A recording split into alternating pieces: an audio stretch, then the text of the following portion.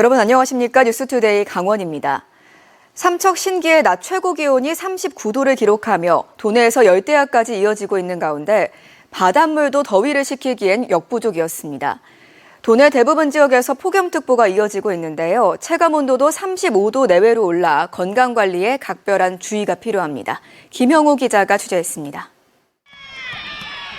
이글거리는 백사장에서 날아오는 배구공에 모든 신경을 집중합니다.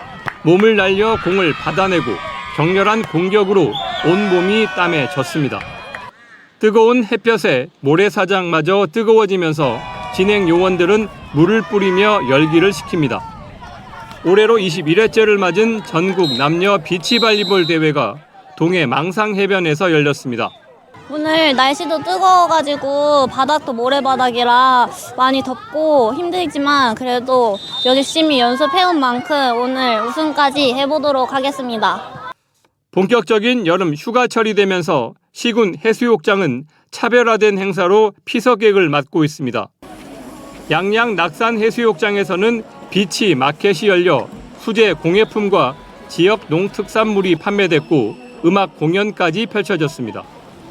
낮 최고 기온이 35도를 넘으면서 해변에는 피서객이 많지 않았습니다. 도내 대부분 지역에는 폭염특보가 내려진 상태인데 삼척 신기는 39도까지 올라 매우 무더웠습니다. 열대야까지 이어지면서 강릉 경포에서는 밤에도 물에 들어갈 수 있게 해수욕장이 야간 개장을 시작했습니다. 어제 낮에 한번 바다에 들어갔었는데 낮엔 당연히 따뜻했고요. 지금 밤이라서 그런지 조금 더 차가운 거는 맞는데 그래도 수영할 만한 것 같아요. 야간의 바닷물 온도는 24도가량으로 육지보다도 2, 3도가량이 낮습니다.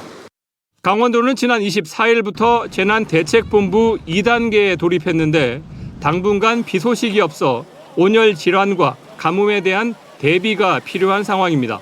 MBC 뉴스 김영호입니다. 해마다 농촌에서는 넘어진 농기계에 깔려 숨지는 사고가 끊이지 않고 있습니다. 혼자 작업을 하다 사고가 나면 신고도 못하고 뒤늦게 발견되는 경우도 많은데요. 이를 예방하기 위해 농기계 사고가 나면 자동으로 가족에게 알림을 보내는 단말기가 도입되고 있습니다. 유주성 기자입니다.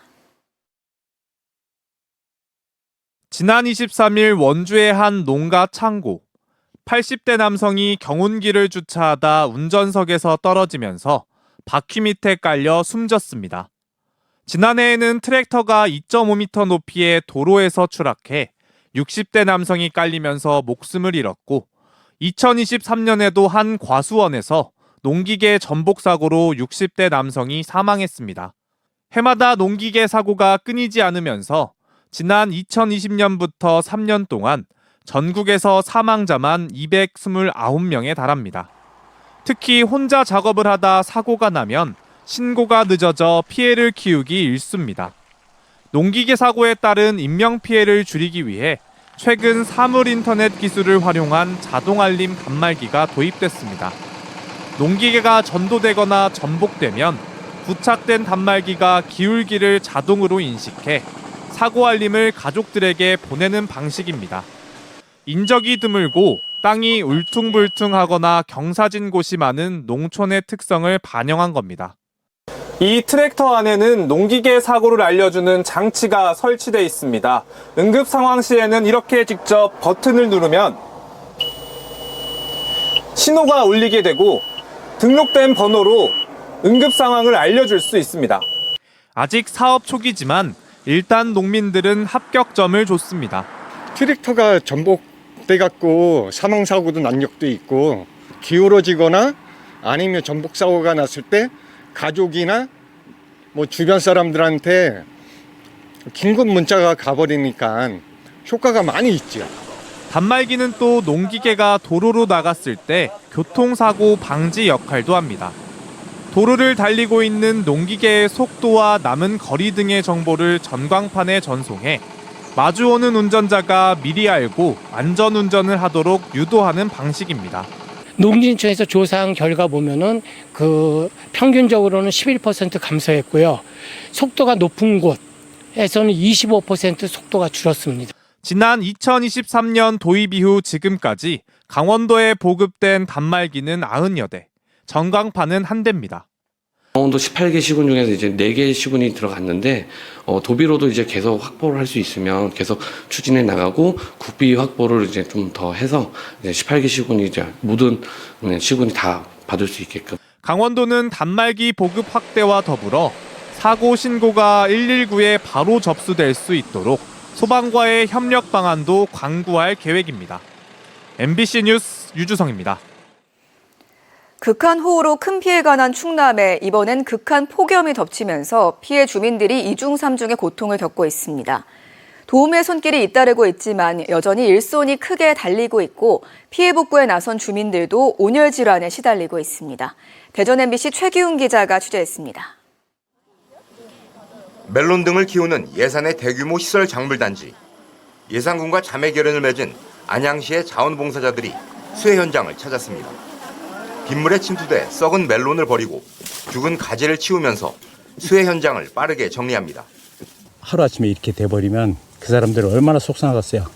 우리가 흘리는 땀은 아무것도 아니죠. 극한호우로 큰 피해를 입은 충남에는 지금까지 10,000여 명 가까운 자원봉사자가 도움의 손길을 내밀었습니다. 피해 가옥 정리와 농작물 복구 지원, 급식, 급수, 세탁 지원 등 다양한 분야에 투입되고 있습니다. 곳곳에서 어려움을 함께하는 자원봉사자들의 묵묵한 노력이 피해 주민들의 마음을 달래주고 있습니다. 포기했었어요. 근데 그래도 마치 지원군들이 오신다고 그래서 희망을 가지고 이렇게 힘을 얻어가지고 이렇게 하고 있어요. 하지만 연일 35도 안팎의 극한 폭염이 덮치면서 복구 작업을 하던 주민 3명이 온열 질환에 쓰러지는 등 2중 3중의 고통을 겪고 있습니다. 불볕더위에 작업 시간이 제한되고 농작물이 썩으면서 발생하는 악취 등 열악한 환경 탓에 복구 작업은 속도가 나질 않고 있습니다. 썩었잖아요, 멜론이. 그 냄새 때문에 막 토하고 어지러웠어요. 소규모 농가들은 복구의 손길이 닿지 않은 곳이 많고 농작물 피해 복구는 인력이 여전히 부족한 상황입니다. 함께 나와서 하시면 더 뿌듯하게 또 우리 농가를 도와줄 수 있고 또 우리가 작물을 다시 우리가 또 먹을 수 있고. 충남도는 충남 자원봉사센터를 중심으로 시군 간 자원봉사 수요 공급 연계를 강화하고 현장에 필요한 인력이 원활히 투입될 수 있도록 지원하기로 했습니다. MBC 뉴스 최규입니다. 강원도의 민생회복 소비 쿠폰 신청률이 전국 평균에 못 미치는 것으로 나타났습니다.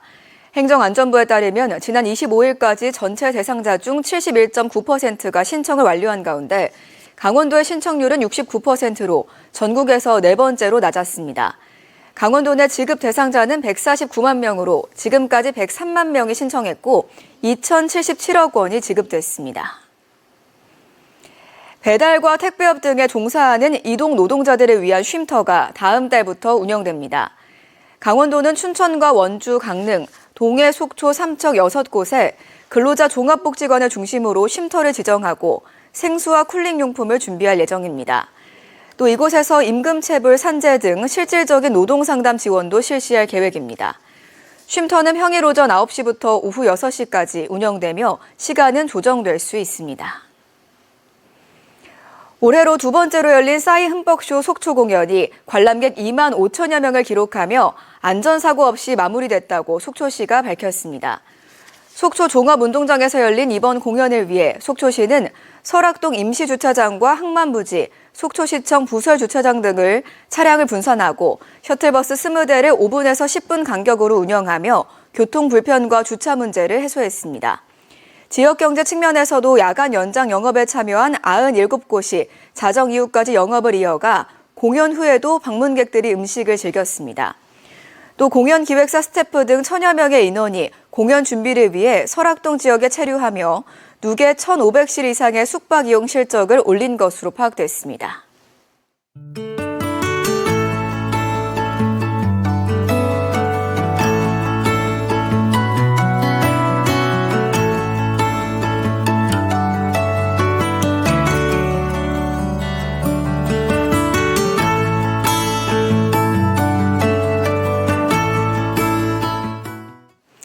이상으로 강원 뉴스 마칩니다. 고맙습니다.